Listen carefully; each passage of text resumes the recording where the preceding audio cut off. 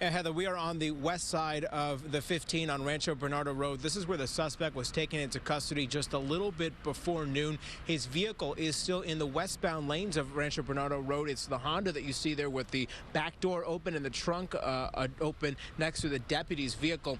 The suspect actually called 911 on himself to say that he had been involved in this shooting. As the call was being dispatched out, a San Diego police officer who was responding to the scene heard the call, spotted the suspect's vehicle as he was getting off the freeway and pulled behind this vehicle.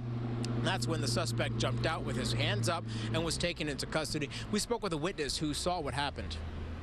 Well, I was just sitting here in my car and got my attention because I just heard the cop say, "Hands up or I'll shoot you." So I stopped what I was doing, looked up, and then I just noticed that the first cop on scene had a gun drawn. Then he started running up to the driver's car, gun out, driver's cooperating and everything. Just kind of a somber look on his face the whole time.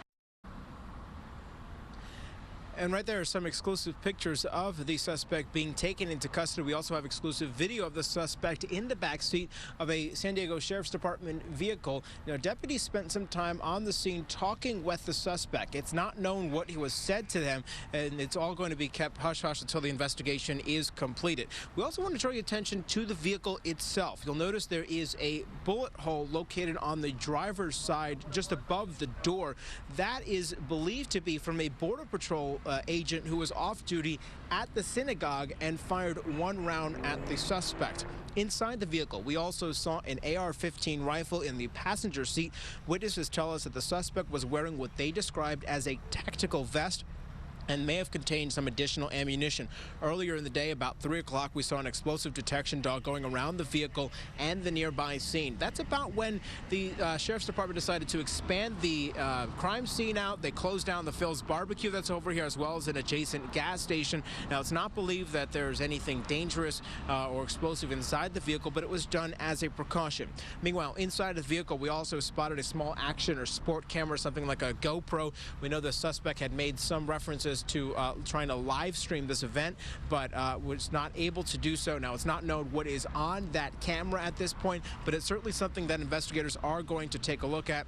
Meanwhile, witnesses say at the scene the suspect showed very little emotion. A little perplexed and stuff. What did he do for a gun to be drawn and stuff like that on him? Kind of looks like a young 20-year-old kid. Also here at the scene, we saw some federal agents who were investigating this as well. They are interviewing the suspect as well as San Diego County Sheriff's Department homicide investigators. This is a multi-agency investigation and one that is going to take some time. We're still waiting for the arrival of a warrant that would give the investigators access to the suspect's vehicle so they can start going through to look at the weapon as well as anything else that might be inside of this vehicle. Now, for a little bit more about the suspect and some postings that he made on social media, we'll go to Monique Riego, who's live in our newsroom. Monique.